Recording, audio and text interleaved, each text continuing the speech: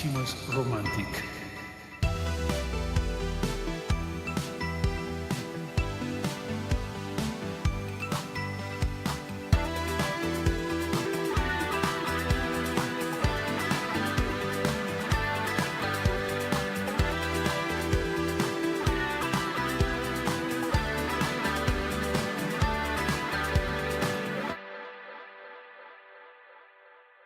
Ladies and gentlemen, I'm your host, Travis Macy. You have found Skimo Gold, the premier podcast and YouTube show for ski mountaineering interviews and race analysis. This is our Olympic dispatch coverage. We're coming at you every day leading up to the Olympic Skimo races. The sprint race is on February 19th. The mixed relay is on February 21st. I hope you've enjoyed our previous episodes. I hope you got to check out yesterday's episode with Emily Harrop from France, one of the top medal contenders in both of those events. You may have been wondering, as we introduce the sport of Skimo to the new audience members, we've heard from, the powerhouses, Italy, Spain, France. We've heard a little bit about Team USA. That's Cam Smith and Anna Gibson. In fact, we have more coming from Team USA and their friends on an episode on February 18th. So be ready for that. But you may not have heard so much about what are the other countries, the countries that have not been powerhouses in Skimo and haven't had a long-term Skimo culture.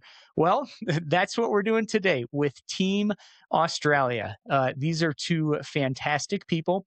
The female, Lara Hamilton, she's also a DJ, and we had some of Lara's fantastic DJ tunes for you. So cheers to her on that. Support her DJ work. You can follow her on Instagram at Lara_Hamilton. And she is teamed up with Phil Bellingham, who, as it turns out, is the most experienced Olympian when it comes to ski mountaineering. And you might ask, how is that so, right? This is the first time Skimo has been in the Olympics. Well, it's not the first time Phil has been in the Olympics. He is a 3-time previous Olympian in cross-country skiing who this year has made the shift to Skimo. So cheers to Phil on that. What a dynamic athlete. Cheers to Lara. Turns out Lara has spent a lot of time just over Monarch Pass to the west from me over there in Gunnison, Colorado, high altitude training and preparation for Olympics and beyond. And I really think you're going to enjoy this interview. I enjoyed hearing about their commitment and dedication in getting here, what it's like to work with a country that has less infrastructure in terms of Skimo, and just everything they've had to put into this lifestyle and getting to the point to toe the line in Bormio on February 19th and February 21st. So big thanks to the Aussies, Lara and Phil. Aussie, Aussie, Aussie, oi, oi, oi. You know what I'm talking about. Guys, great to have you along, and we're rooting for you big time here with Skimo Gold.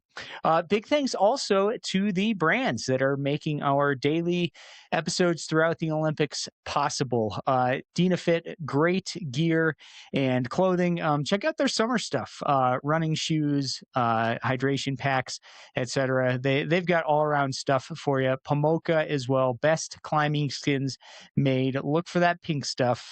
Look for Pomoka. Watch the athletes doing their big transitions out there in the Olympics. You'll see those skins shooting back, and you'll see flashes of pink on the athletes' lightning fast transitions. Thanks to Training Peaks. This is the only platform I've used for over a decade as an endurance athlete and a coach. Whether you're an athlete or a coach or both like me, check out trainingpeaks.com/SkimoGold to try out a free trial of Training Peaks today. Thanks also to Revanta Creatine by NeuroReserve, a part of my daily regime. Helps me with cognition, strength, brain, and energy. RevantaCreatine.com/SkimoGold. And finally, thanks to Camp, awesome outdoor company available here in the USA, available worldwide, and based in the mountains of Italy, right around where the Olympics are happening this year. All right, folks, it's time to roll. Team Australia, really appreciate these two joining me. We recorded this when they were on the ground. I think it was a day or two before the opening ceremonies. Just so much appreciate them fitting me in. And it was also a window into like, man, these Olympic athletes are facing a lot. There's so much logistics. There's so much the Skimo athletes back and forth between venues for training. Just and then all of the media, including me, people just asking for more and more interviews. It's a lot to handle when you have probably the biggest race of your life coming up. So, big thanks, Lara and Phil, for fitting us in. Thanks to the other athletes as well. And guys, we are rooting for you. All right, folks, it's time to roll on Skimo Gold. All right, and Phil, Team Australia, Skimo. Guys, I am so excited to be here with you today. You are coming in, I believe, from Europe. You're being pulled here and there, everywhere. You got all these interviews. I can only imagine what happens before an Olympics. And I'm so excited to talk with you both about Skimo. And also, you're just both very interesting and dynamic people in many ways. Let's kick it off with just brief introductions. I'd love to hear from both of you. Number one, who are you as a person? And number two, who are you as an athlete? Phil, let's kick it off with you. You are undoubtedly the ski mountaineer in the Olympics who has the most Olympic appearances, and you're leading the way in that area. Go ahead, tell us about yourself, Phil. Yeah, thanks very much for the good wrap there. I guess, yeah, I'm super fortunate that this will actually be my fourth Olympics. I did 3 Olympics prior to this for cross country skiing, so this will be my first for ski mountaineering. So that's super excited, and I'm obviously pretty pumped to be giving Skimo a go and just be a part of this whole journey with Skimo coming into the Olympics for the first time. It's pretty exciting. Yeah. Well, congratulations, being back and I mean, yeah, four in a row. That like over 12 years, starting in 2014, 18, 22, to be at an elite level for 12 years, I think really says something about your commitment and work ethic and everything else. That's really hard to do. So way to go! It's so great to see you here. Lara, what should we know about you? Well, I actually spent a fair amount of time pretty close to Salida, living in Gunnison, which was where I really, really got into Skimo. We have such a good community there with the women's group and stuff like that. So I have that area to thank. Yeah, and near Monarch, your mountain, actually. But yeah, first Olympics, and obviously the first time Skimo's been in it in the forms that it is. But my background is trail running and Nordic skiing. And in my downtime, I guess I work in marketing and like to make music. Yeah. Tell us a little bit more about that. You know, right over the pass there, Gunnison, Colorado, Gunny, as many of us know it. I think you've kind of been back and forth. I've been following your stuff. I've been hearing you on some other podcasts and things. When have you lived in the Gunny area? Has it been short segments? You know, we know of course Cam Smith lives in Crested Butte, just up the street from Gunnison. I saw on your Instagram there was some comments from people I know, like the one and only Jenny Smith, legendary athlete from the Gunny area. What are your connections to that area, and how much have you been there, Lara? Yeah, I lived there full time pretty much from 2022 up until midway through last year. So yeah, didn't know if it was going to be my forever home. Just with visas, it's really hard, but lots of friends there. Jenny and Brian, as you mentioned, Jenny are like my American parents. I love them. Shout Mm. out to them for support. But yeah, it is a place that I call home when I am stateside. And right now I'm based in the French Pyrenees, which I absolutely love, just the different languages and all the options for skiing and backcountry skiing. Bill, back to you. Outside of the skiing stuff, you appear to me to be a dynamic athlete and adventurer. I see you've done a lot of kayaking. I see photos online of you riding a camel. You had an Instagram post that was a whole month in a boat. I don't know if it looked maybe like it was the Grand Canyon or Colorado River. Tell us about these elements of your life. Like, what do you do when you're not on the snow? What are you into?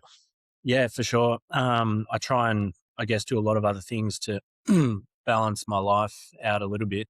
But basically, after the 2022 Olympics, I sort of thought that I was done with skiing for a while, and I took up whitewater kayaking, and I guess I just threw myself into that completely. I was doing it all the time, and yeah, it took me to some pretty cool places, including the Colorado River, where we spent 3 weeks paddling through the Grand Canyon in kayaks and rafts and stuff. So it's it's been a pretty cool journey, just taking that up, and it's kind of given me a bit of an escape to all the training every day. So just a little bit of life balance, I guess. And I guess I just like being outdoors, doing all kinds of different random activities and try and make the most of getting out on holidays. And if we're in a new location for ski races or something like that, at the end of the season, I might try and tack on like a bit of an extra holiday at the end, something like that to make the most of it. Yeah. Oh, excellent. Yeah, you guys are both multi-sport athletes in many ways. I know you have experience trail running. I've seen pictures of you running very fast on tracks.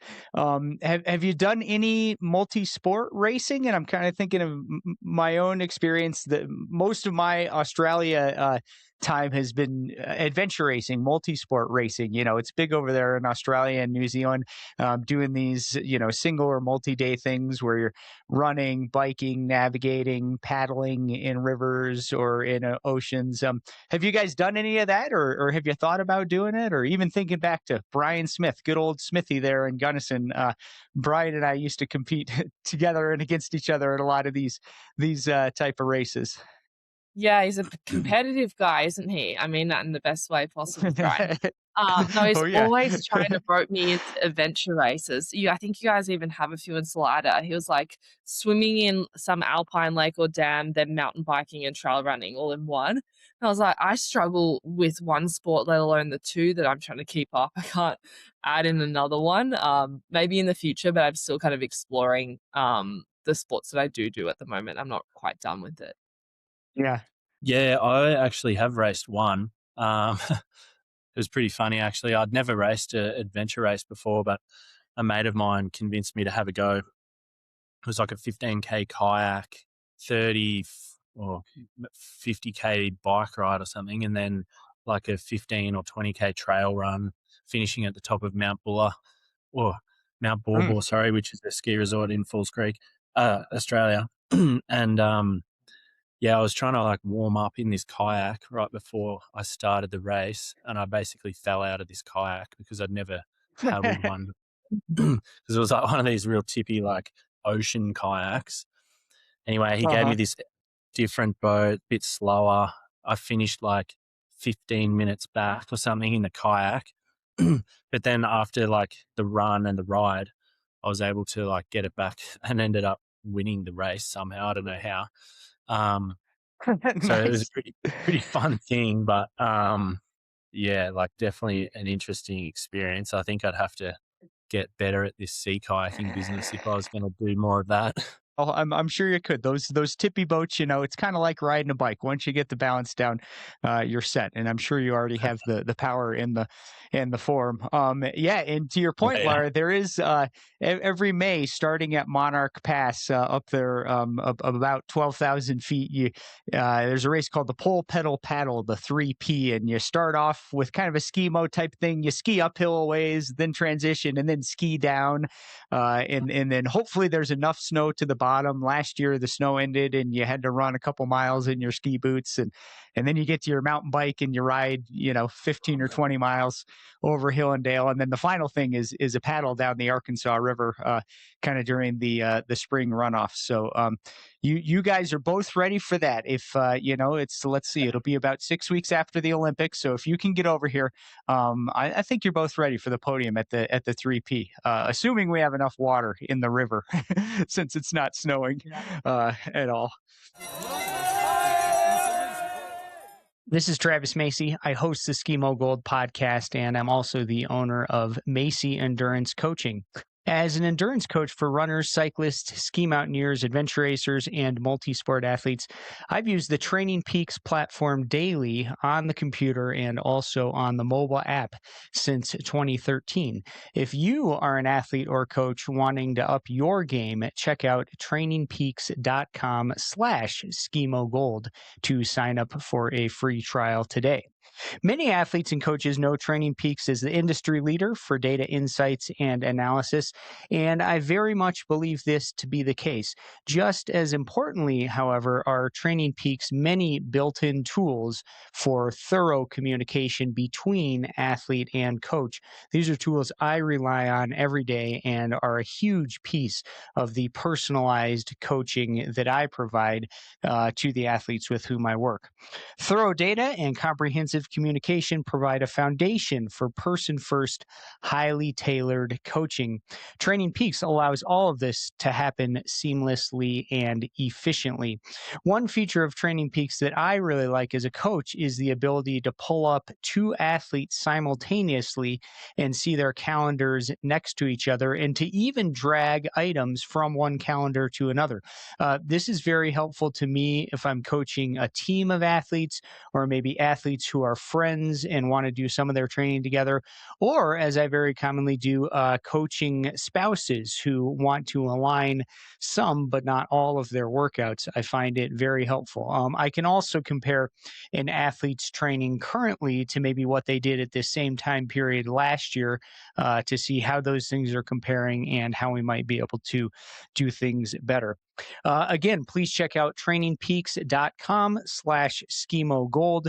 You can get a free trial as an athlete or as a coach.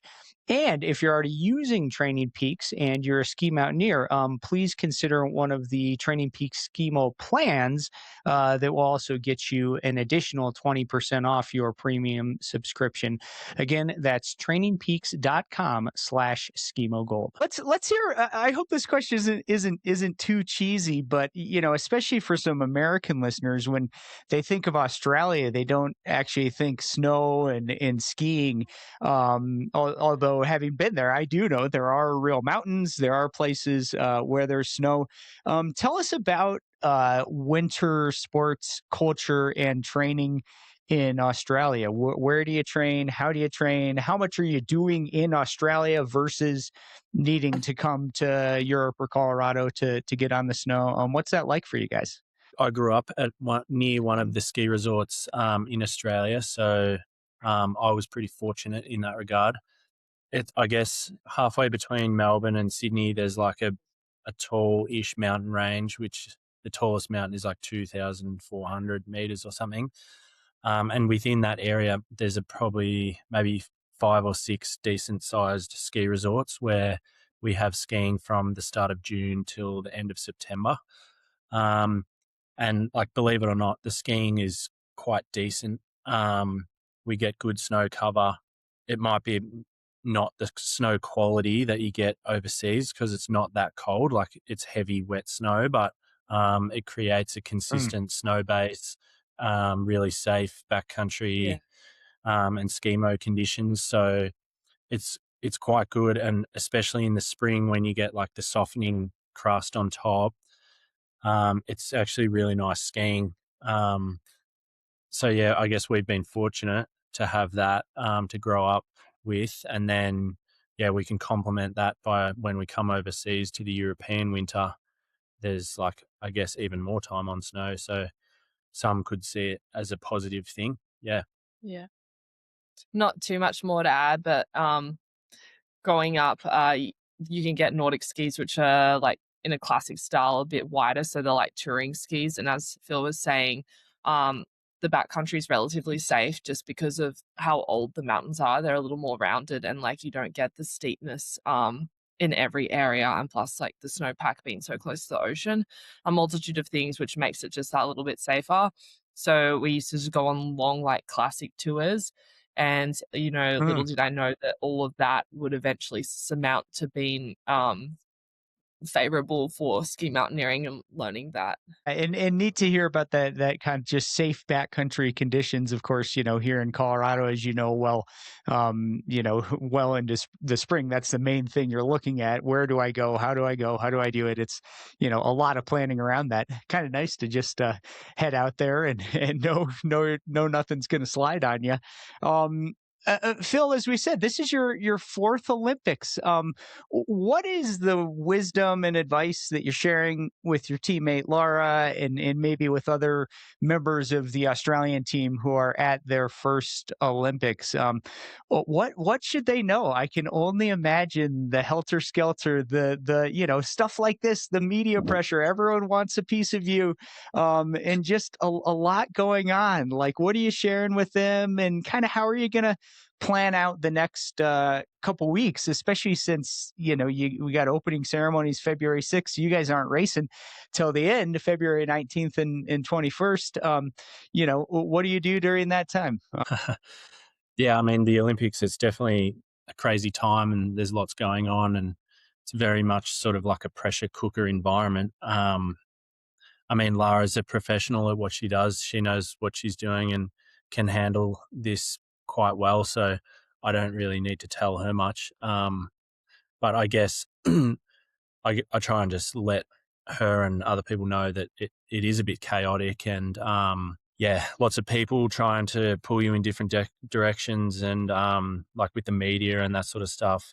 It's just really quite busy. So just try and take that in your stride, I guess. And if you need to do things like go training or whatever, just try and respect your own time and just say no if it's all too much. But I'm also no expert. I mean, I'm not winning gold medals or anything like that, so maybe I'm not the one to be giving advice. But um, yeah, I guess that's sort of the main things that I would say.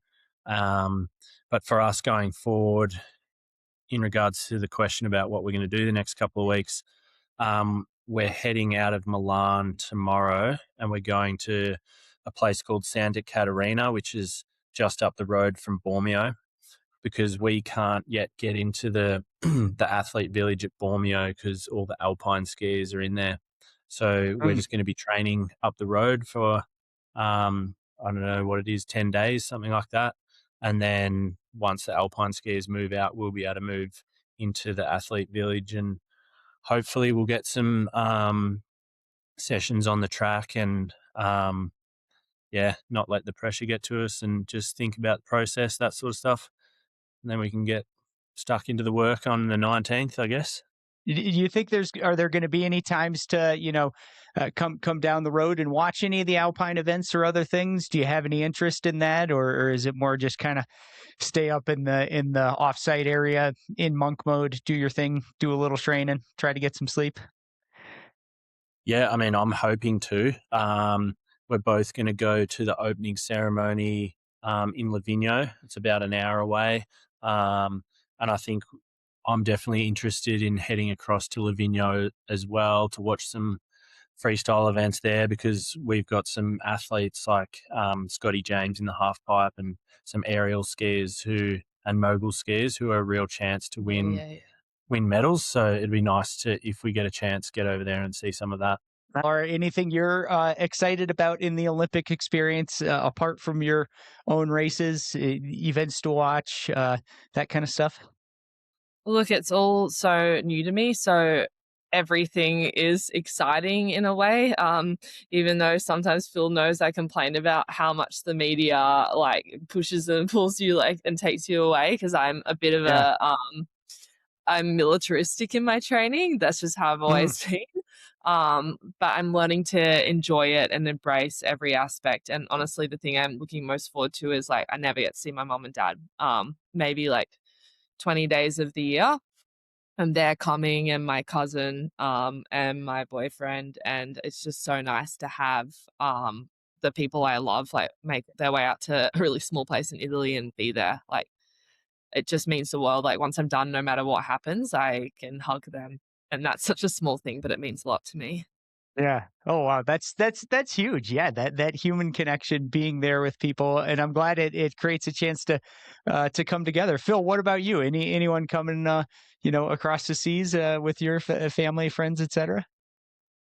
Yeah, yeah. I've got both my parents, my sister and her partner. They're all coming out to have a watch.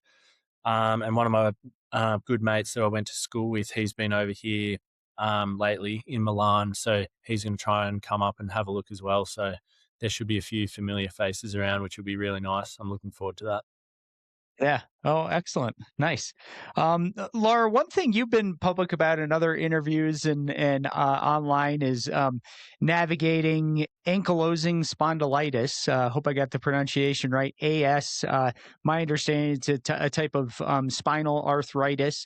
How are things? How are things going in that area for you? And how's that journey been as of late? Yeah, it's always a bit of a roller coaster. And I've felt so good in my spine lately, but travel's kind of a problem, even just a Mm, few hours in the same position on the plane. So I just yeah. kind of have routines to get that out of my body, but also have grace for myself that like there is a little bit of travel at this time and to not expect me to be like firing on all cylinders. But that's why we have such a long lead in training camp to the actual event as like to prepare mentally, physically, and I have been told the medical team is completely on top of it and that they will do anything and everything to get me ready for the day, which is more than I've ever had in my life. So I'm actually so excited to like Yeah. potentially have a body that works almost the same as someone with a fully healthy body. Maybe it's possible, and then anything is possible in terms of results. Yeah. Oh, really good. I'm so glad to hear that. That's great. Awesome to know that support there is there. And what is, would that involve treatments ahead of time, whether it's massage or manipulations or acupuncture? I don't know what it is, but do you have some of those things lined up? With the Italian support staff there. Yeah, look, the thing I struggle with the most is like because of the some of the fusions and the wearing already on my bones and tendons, I struggle to like touch my toes. So some particular transitions like almost Yep. physically like there's just I can't do the same movement. So we figured Mm. out kind of points to target and whether it's like some injections and yeah, as you said, like physio and stuff like that, just to make those movements smoother. Because like money and resources in the Pyrenees and then even in Gunny, it's like I can't afford to have the treatment that I'm about to get. Thanks to DinaFit and Pomoka for supporting the Skimo Gold podcast, two of my favorite brands in the ski mountaineering space. If you've ever ridden a bike, you know how important the tires are because they are literally where the rubber hits the road. Well, when it comes to ski mountaineering, where the ski hits the snow on the uphill is the climbing skins. These are what allow you to get enough traction to stay attached to the hill, but also have enough glide to slide forward and do it with speed. The way I do that, and the way many of the Olympic athletes do that, is with the pink Pomoka skins. These have been my mainstay all along. Pomoka makes a variety of skins for different types of snow and different widths. They've got you covered. Check them out, Pomoka climbing skins. Speaking of the financial side, just very briefly, Lara, you had a great Instagram reel that kind of went through, I think somewhat humorous, but somewhat true. It was like your bank account throughout sort of the, Skimo journey and how it's kind of going down and down over time. And you're putting in the training, you're putting in the travel. There's a ton that goes into this, trying to get to the World Cups, so on and so forth. You guys have any reflections on that? Like and it's true, I think, of a lot of Olympians, like, you are people who are putting your heart and soul and time into something huge. And very often it's also scraping by and trying to make it work, doing this work, doing that work, trying to pull together sponsors, financial support, whatever. What are your thoughts on that type of journey? Maybe Lara first, and then Phil, if you want to add anything. Yeah, I mean, it's not the sport to pick if you're trying to get money from it. Same with trail running. So it's like you do it because you love it. But yeah, Yeah. it is super pricey. Hey, um, I think a lot of us are in the same boat, particularly the smaller countries, and like you'll rock up to a World Cup and kind of not know how you're going to get to the next one sometimes, and embracing that that's part of the fun, like ending up in a van of another team going somewhere and just hoping it all works out. Looking back on last season, actually it was super fun. I met many people, and then it makes the next season a bit easier because you know people and you help each other. Um, yeah, so it's not easy for sure, but it's easier if you all support each other. Mm. Yeah, I guess for me, yeah, similar situation. Like, you're definitely not making money off this sport, and it's been like that for me throughout my whole career, really. Like with cross country skiing as well, it was a similar deal. Yeah, lots of expensive gear and expensive travel. I guess the challenging thing is, and the reality of it is that you just have to work and save money to make yourself go round, and that kind of just takes away a lot of your time from training and Hmm. what the time that you would want to put into ski mountaineering or being a better athlete and that sort of thing. So, um, I guess that's the only frustrating part about it. That is that you can't completely put everything into the sport to be as best as you possibly can because it's just not possible. You have to work. Um, but like we choose this sport and we choose to do things that way, and um, I'm still happy to be in the sport. Like I don't, yeah, it's all good with me. Yeah, I'm still happy to be doing it. Yeah. Oh, cool. Thanks for sharing that, you guys. Yeah. It's all good with me too, and it's super inspiring just hear you guys doing that and to see it manifest and like, man, you're at the Olympics. Like what a cool experience, and obviously you're going to remember it forever and tell friends, family, kids if you have them. It's great. Laura, you had mentioned the Skimo community getting in the van with other teams, pairing up to rent a car, share a room, all that. I think that's part of the magic, and that's part of what makes a sport like this so cool is that community orientation. Are there any particular athletes at the Olympics from other countries who you're excited to watch? You're excited to see how a performance might come out. Maybe athletes who inspire you or are just good friends with you. Who comes to mind in that regard? Yeah, well, I can't watch the other women because I'll be with them and hopefully Yeah. as long as possible because that means that I'm making it to the next round. Yep. But one particular athlete that comes to mind, which shocked me, like I'm on my first full World Cup circuit last year. Because the years prior I just went to what I could afford, which was very minimal, and stayed on that US circuit. Um, as I'm in a hotel with my family, so not in the LOC accommodation, I'm sitting at breakfast, and there's Joanna Heimer from the Austrian team. Mhm. And she's amazing. She's top of the sport, definitely medal contention. And she got up and she came and sat with me and had breakfast, like on her own accord.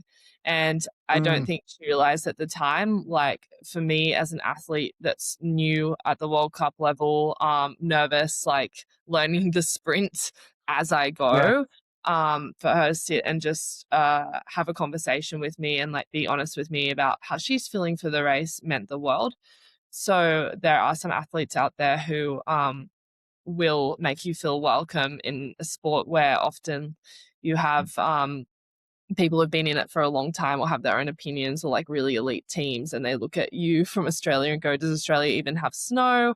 Like, how did you guys get here? And there's a lot of questions, not necessarily always like from a positive place. So I really Yeah. appreciated that. Mm.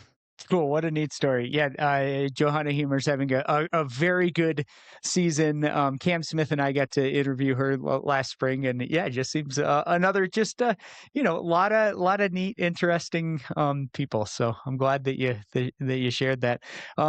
Guys, this has been great. We can wrap it up here in just a little bit. My final question, do you have any time or moments for personal breaks? Lara, I know you're into the DJ stuff. You're on Instagram at solara.dj.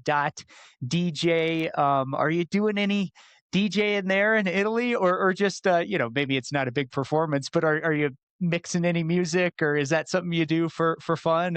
And Phil, any other outlets for you in terms of just finding a moment, or taking a break, getting some poise with something that you love? You go first. Um, the last few days we haven't had much time, but I guess we do get a bit of time between training sessions to do what we would like. I guess the challenging thing is usually trying to rest and recover and do what you need to do for your body, etc., to race fast. But where we're going tomorrow, we're going to have good snow, and I'm actually looking forward to going for cross country ski tomorrow. And I think we're going to try and get out for some pizza and get amongst the culture a little bit once we're up there. And of course, as you said, hopefully we'll try and get to see some events as well. So that should be pretty good if we get that done in our downtime. Yeah, in regards to the music, it's funny because like I don't like to structure my music time. I like to just make music when the inspiration hits. It sounds cheesy, but it's the truth.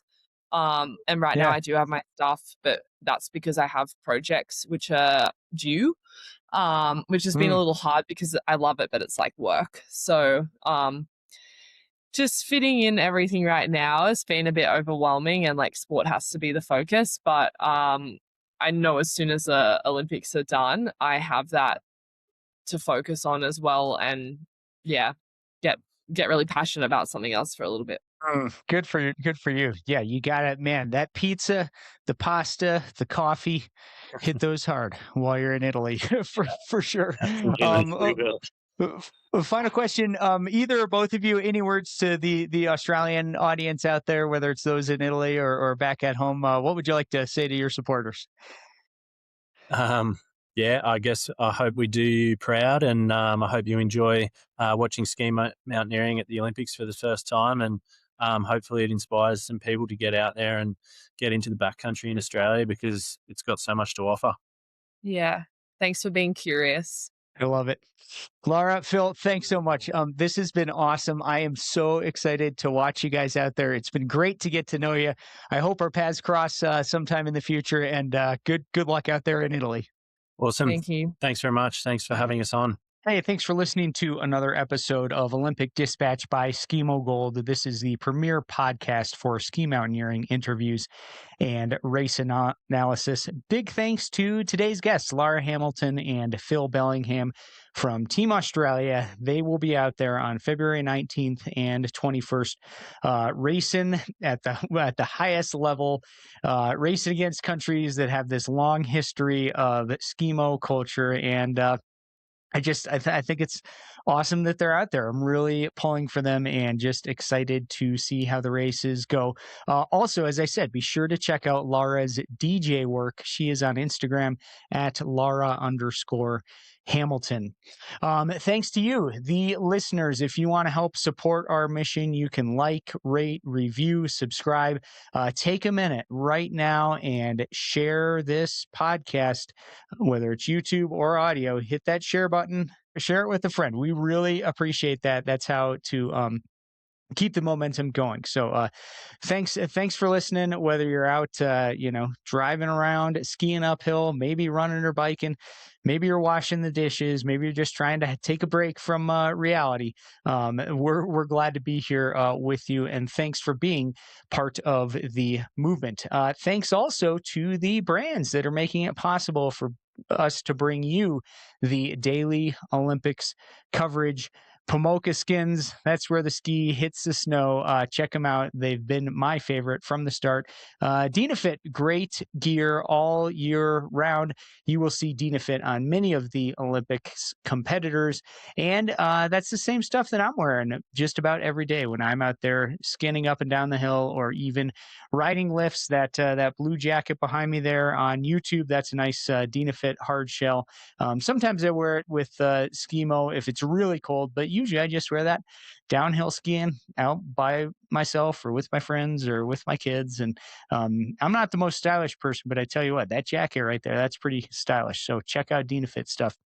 Big thanks to Training Peak. This is the only platform I have used every single day as an endurance athlete and as a coach of multi-sport athletes. This includes runners, cyclists, ski mountaineers, adventure racers, and more. It's the best platform around. They've got the industry-leading data and insights. Also, just incredible communication tools that allow me to personalize the experience for the athletes I coach. Check out trainingpeaks.com/Skimo Gold for a free trial today. Thanks also to Revanta Creatine by NeuroReserve. You can find that at revantacreatine.com/Skimo Gold, where you can use code Skimo Gold, all caps, for 10% off. Again, that is revantacreatine.com/Skimo Gold. And then that code Skimo Gold, all caps, for 10% off. You've probably heard a lot about creatine, cognition, strength, brain, and energy. I choose Revanta Creatine because it's pure. It mixes up well. I know that it's based in science, that they use good labs to make it. And it's just, it's good stuff. It's part of my daily routine. Thanks also to Camp for supporting the Skimo Gold podcast. I started using Camp packs, helmets, and gloves more than 15 years ago when I got into Skimo, and I keep using their stuff on almost every outing today. Camp is part of the Italian history, part of the Italian culture, part of what we are getting to see in the Olympics with sports like Skimo and the other ones. And furthermore, we're going to learn more about Italian culture and Skimo with another medal contender tomorrow, Alba de Silvestro. Another fantastic athlete who's been at the top of the game. She's hitting podiums in World Cups. Someone to watch out in the sprint race and also the mixed relay. We will be with you tomorrow again on Olympic Dispatch by Skimo Gold with the one and only Alba de Silvestro.